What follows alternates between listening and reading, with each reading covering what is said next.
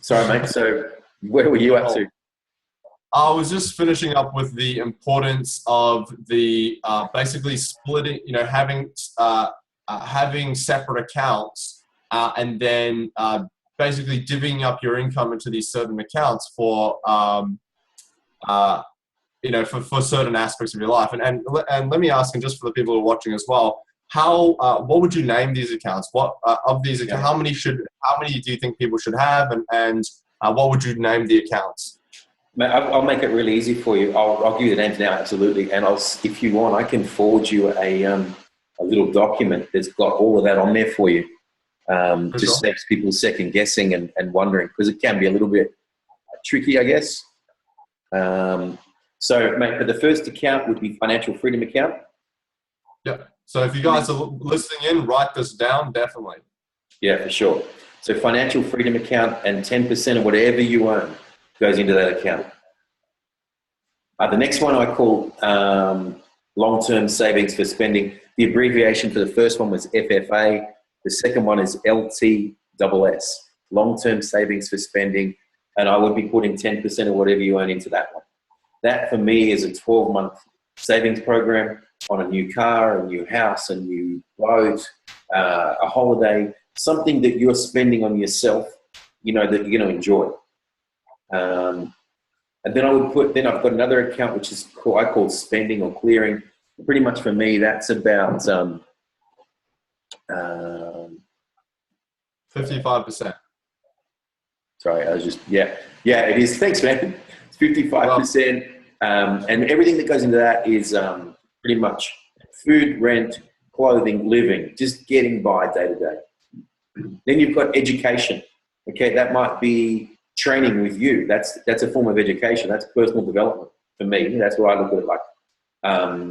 Maybe a Tony Robbins course, maybe a new work course to elevate your skills at work. Anything to do with education, 10% of your money goes towards that. Then you've got the cool account, which is called play. All right, it's 10% of whatever you earn. You've got to blow that on something that makes you feel wealthy every 30 days. That's a cheat day. It's the equivalent of a cheat day in your diet, right? What it does is it stops you doing stupid spending, spontaneous spending, and splurging because you're actually restricting yourself, like you're on a financial diet. And if you don't actually lash out, you're going to screw it up big time. So you need to get rid of all those impulse buys in one big hit on something that makes you feel really wealthy. And the last one is give. For me, 5% of your money needs to be given away. If you've got money to give away, you're not doing too badly. And I don't care what position you're in. I had that account from when I was broke, had no money. And it was a mindset thing because I believe if I can give money away, then there's people more worse off than I am. And you feel good when you give away. And then generally, if we feel good about things, we do more of it. So it's quite rewarding.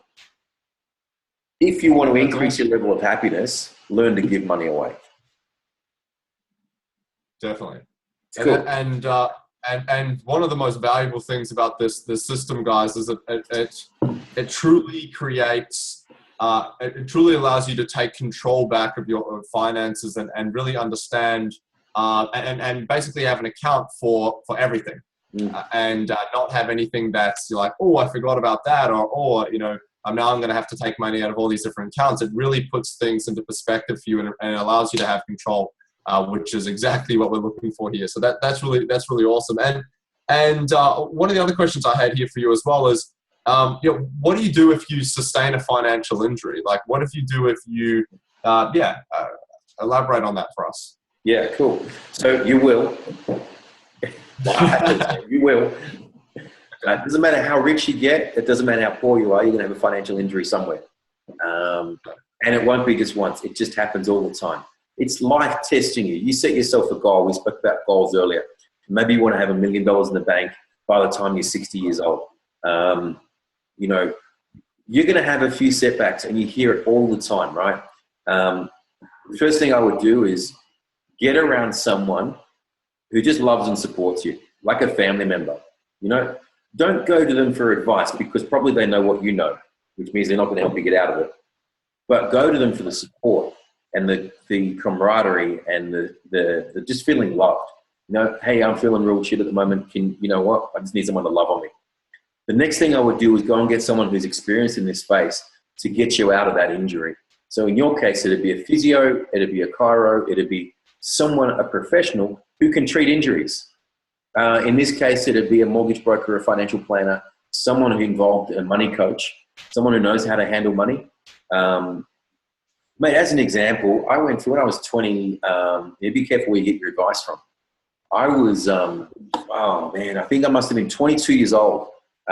And I was growing a business at the time. I had a PT studio. I had 5 outdoor cars running around with trainers and everything running around. I was leveraged to the eyeballs. Like you should have, unbelievable how much money I had. And someone ripped me for about 150,000, which is not a lot of money. But at that age, it was a lot of money when I was that leveraged, because all the cars were financed, the studio was financed, and it was insane.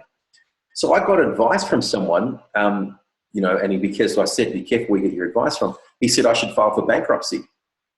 Now, he was actually just building his own business. He just wanted me to go bankrupt because he wanted to charge me the $5,000 to go bankrupt. It's insane. So be careful where you get your advice from. Why you don't get advice from your parents or from siblings is because they grew up with the same mindset, the same modalities, and the same experiences that you had. You might need to stretch yourself and go a little bit higher up the food chain, unless your dad's a financial planner or something. But like I did, when I was in trouble, I went to the millionaires because they're the ones with the proven track record of how to do it. So if you get an injury, it's going to hurt. You're going to need to just recover for a little bit, take a deep breath and go, shit, that sucks. Give yourself that time to go, okay, cool. Guess what? I'm human. But then get back on the horse, work hard, put your nose down and grind hard, and then get some help from good people around you. And you're going to have to do things and take a few risks to get off rock bottom. Okay. So when it comes to sustaining financial injuries, you're saying that essentially they're inevitable, right? It's just it's a part of life. It's part of life testing you. There's going to be, something's going to happen to the car or something's going to happen to whatever it is, right? Tell you what, hey Cam, the more money you've got, the more chance you've got of losing it. Great. Sounds awesome. It's true. The more wealth, the more wealth that I created, the more people came after it. So the surefire way is to never have any adversity, is sit at home, wrap yourself in cotton wool and don't do anything. That's the perfect way. But that's not fun. That's not fun anyway. So what we have to be aware is it's a part of the process. It's a test to see how much you really want the end outcome. 100%.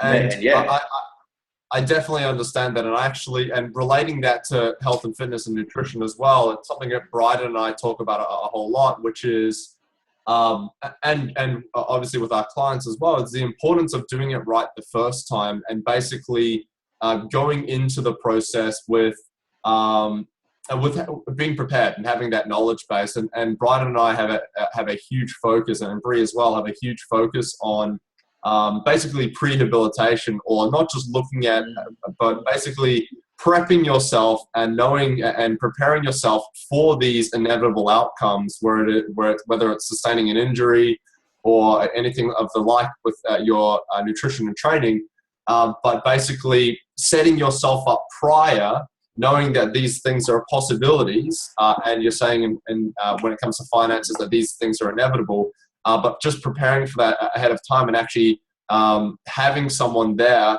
to basically prep you for that process, and so when you go into that process, you're prepared for it, essentially. Mate, I think you nailed it on the head in prehabilitation.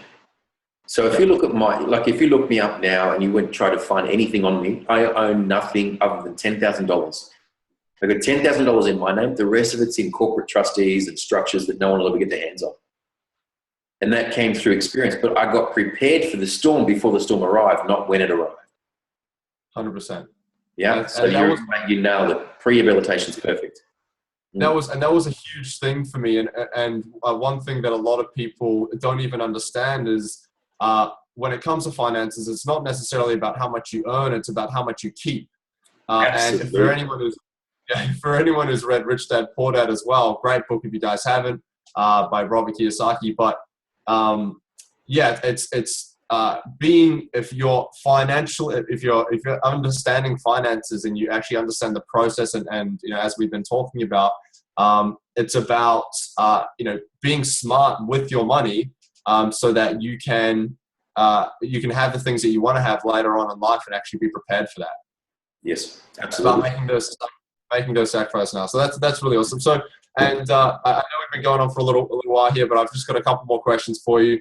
Talk about investing early and investing often. Like, at what age would you recommend getting into investment? Like, what age would you say for someone to get started?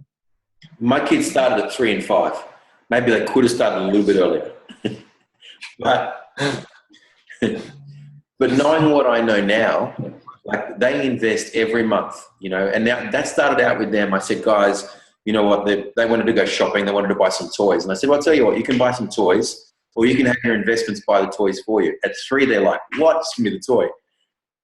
But they're now 7 and 9, and each of them have got a $3,500 portfolio, at the ages of 7 and 9.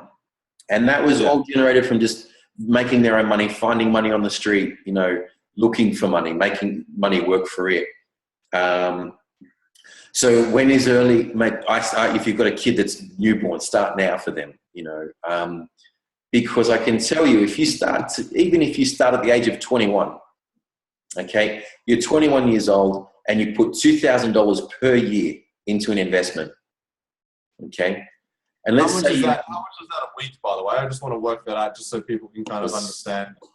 $20 a week. Yeah, it's nothing. No, it's nothing. It's a cup of coffee. $2,000. $40 a week. $38 a week. Yeah. $6 a day. $5.50 a day. Yeah, a cup of coffee a day. Pretty much.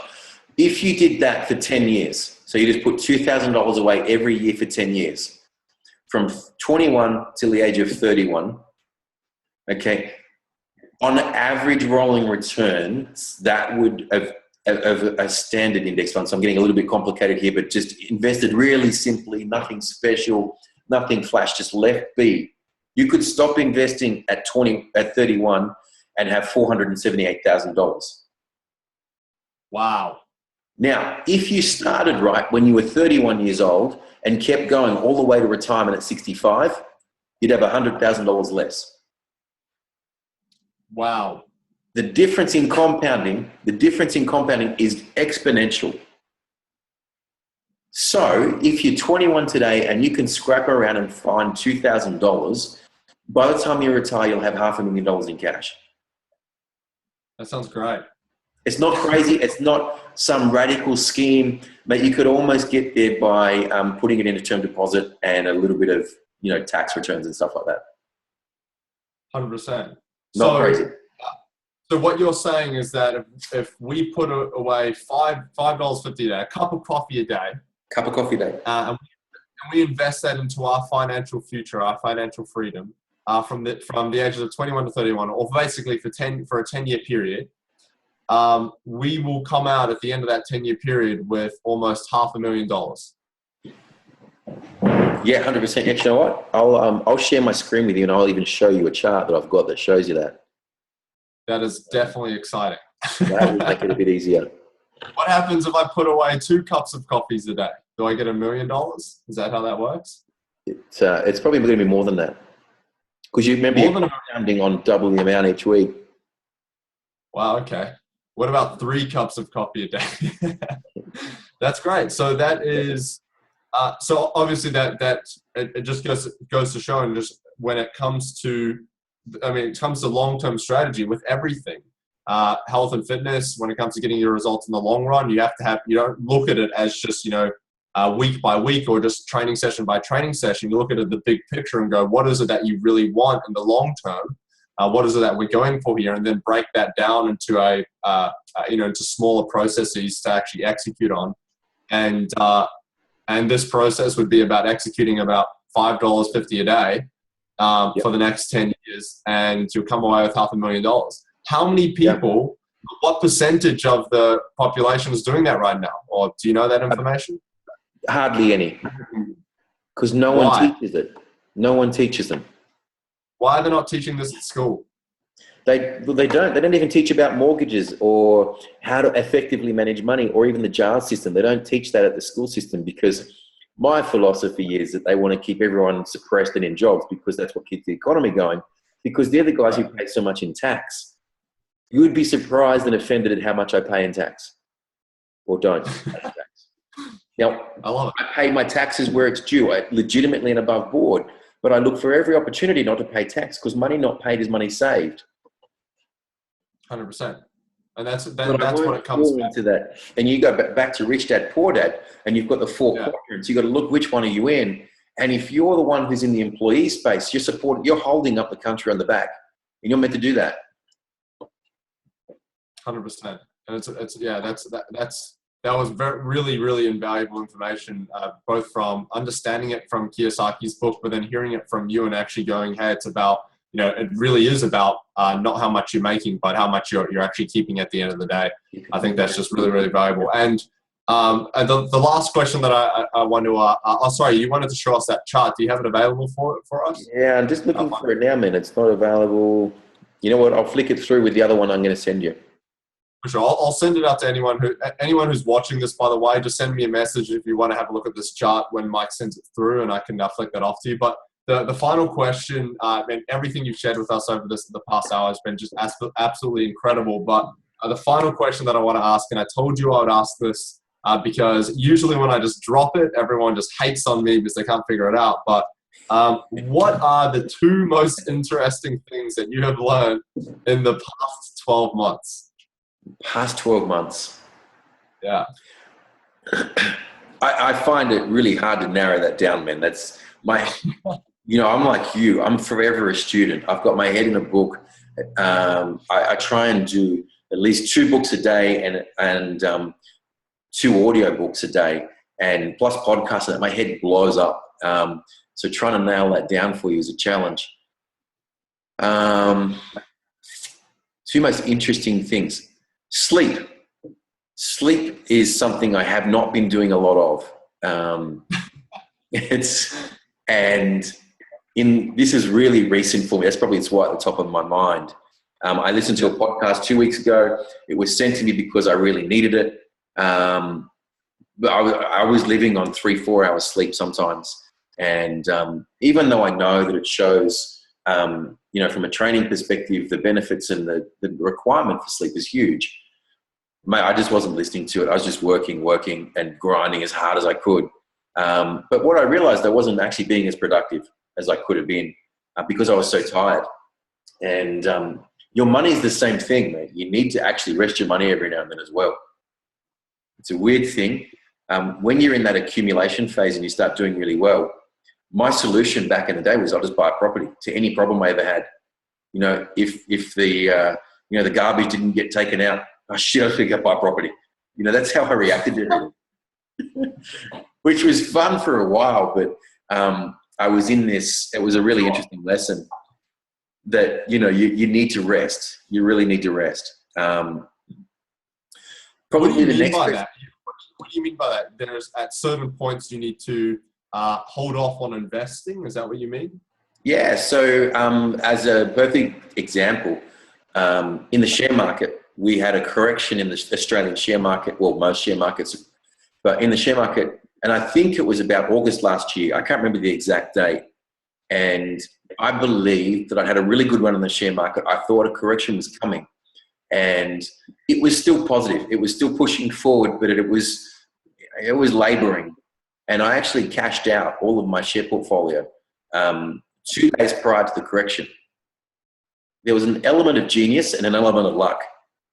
The ratios of whatever that was, I don't know. But 2 days later, it fell quite significantly from the top at 6,000, and it's now floating around. Well, it got down to as low as 4.9, 4.8, 4.7, and back at 5.3 now. Wow. I just sat in cash. I just sat there.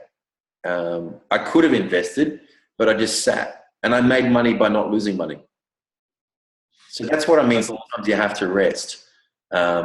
And I still invested every month, just in different places. And I just had to look and go, okay, cool. I've had a really good run here. So I used to have a coach from cycling perspective, and he said, Mike, the day you feel invincible is the day you should stay home, because you'll go out and you'll blow up. You'll tear yourself a hamstring, or you'll go that hard because you feel so damn good. And that's like a peak. You're absolutely at the peak. You need to save that for competition. You need to save that for you've got one shot, just fired at the right time. And he's very true. So just need to every now and then pull back, let your money breathe, survey the market. Because when you invest, it's all about emotions. Everyone gets caught up in the emotional roller coaster. They're making money, they feel great. They're losing money, they feel shit. These days, I actually don't care. It just is. I'm in the market. It's making money or it's losing money. It just is. It's just what it's doing. It's just in the cycle that it's in. I don't move around with it anymore, and that's a really cool place to be. But I used to have sleepless nights because I'd be watching my investments and they were rising. One day I felt like a rock star. And then the next day they'd fall down and I'd feel like the worst person on earth, and poor me. You have to detach from it. Yeah, you go slitting the wrist. I had to learn to detach and just go, you know what? It'll be back up tomorrow. Over the 25 years, I know it's going to work. 100%. Okay, so that's number one, let your money rest, recover, sleep. Yeah, mate, the best thing I ever learned, and it's changed my world, right in the thick of me being a heavy investor. Like every phone call was a deal. We were cutting deals I remember at one point we were raising money for, we'd raised 166 million. We were trying to release 2.5 for that. And it was a crazy time. And everyone who ever saw me, I was just on the phone. And one guy came up to me and he said, Mike, you know what? All the money in the world, all the properties you've ever bought, all the beautiful cars. And he says, you've got 2 beautiful kids who we know absolutely love you, and you love them more than anything on earth. But when was the last time you took your shoes off, stood in the sandpit with them and swung them around and looked into their eyes when they were laughing their heads off? Who were they going to remember you for? The guy that did that, or the guy that was always on the phone cutting a deal? And I just sat on my ass at that point and went, wow. You can create all the wealth in the world, but if you're missing, you don't see the forest for the trees. If you're not actually looking at, your kids in the eyes and actually getting the true value and meaning of life, forget the money. I've met a million millionaires, tens of millions, and they're just bitterly unhappy because they're missing the point of life. So all the money in the world is fantastic. We can create it. It's a whole lot of fun, and it's way better than being broke. I can tell you, I've been both, and wealthy is way much more fun, man. But seriously, way more fun. However, you need to stop and actually get the meaning of it all. And money is just a vehicle for you to enjoy life and bless other people and have fun. That's it. That's awesome. Awesome. Well, I actually have 2 questions for you before I finish up. The first one is, what are the 2 best books that you would recommend on when it comes to, and you're not allowed to say Richest Man in Babylon, because I've already said that. That's my book. Or Rich Dad, Poor Dad. If you guys haven't already written those books down, definitely do. But what are the 2 next? That's tough, mate, because they were my 2 good ones. On money, the Wolf of Wall Street is a good one, but he doesn't make money. He just blows a lot of it. Just watch the movie. The book was way better. The book was way more descriptive. Okay, cool. Two finance books. You know who's great? He's actually got a lot of my investing philosophies. Is Tony Robbins, Mastering Money. Money Master the Game. Interesting. Yeah. Solely believe in that one. That was a great book. What's it called? Is it called Money? It's Money Master the Game, isn't it? I think it is. Yeah. I just remember Robbins. Money Mastery, but okay. Tony Robbins, Money Mastery, or Money Master the Game. It's one of the 2. Tony Robbins is phenomenal across all platforms when it comes to mindset, when it comes to leadership, when it comes to everything. He actually wrote a really good book there, man. He actually really demystified a lot. I love the simplicity of it, the rawness. He actually broke through a lot of beliefs. He shat on all the big institutions. I loved it. That's my space. That's what I love, man. And he broke out a lot and demystified investing. He was brilliant in that book. And it's Money Master the Game by Tony Robbins. Beautiful. And great book. Number 2. Number 2 around money. Man,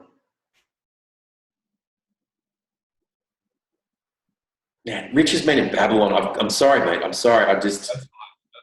That's fine. I love the book. Millionaire sitting. I'm going to go. I'm sorry, man. I'm going to double up on you. It was a parable. It was easy to read. It just blew my mind how simple it made it. Yeah. And there's my theme. This is how I invest. The simplicity of it all. Stop overcomplicating it. Warren Buffett says two things. Stop paying so much in taxes and stop paying high fees. Tony Robbins said the same thing. Richest Man in Babylon said the same thing. That's why I love it. You don't have to be a tricky investor. Honestly, I won't say what I invest in now because that's giving advice and that's really tough when I'm qualified. But I can just you read between the lines. Keep it really simple. And if you want to know more about it, come offline and we'll have a chat offline. But just keep your investing simple. It works. Yeah, definitely. And actually on that point as well, for anyone who's looking to learn more about you, have more information on you, where can they where would be the best place for them to find out more information about you if they want to connect with you? What would be the best way for them to do that? Probably my website, michaelcooper.com.au. That's the easiest path to me, man. Or Facebook, michaelcooper.success. Awesome. Beautiful. Well, Mike, thank you so much for jumping on board. It's been an absolute pleasure to have you.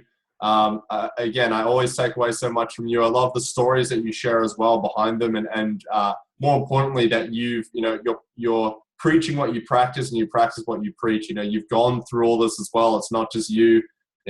Start at the top, had a silver spoon in my mouth or anything like that. Like you've been down there. I've been rich in Wolf of Wall Street. I've been a rich man and I've been a poor man, and I choose to be rich. Totally. But thank you so much for spending time with us, and looking forward to having you back, man. Awesome, buddy. I appreciate it, man. Thank you so much for the opportunity. I hope you guys got something from it. And, mate, a lot of respect to you, Cam. You're doing a great job out there, mate. Keep it up. Absolutely, man. Thank you so much. Have a great evening, bro, and I'll be speaking with you shortly. Thanks, man. See you guys. Bye-bye.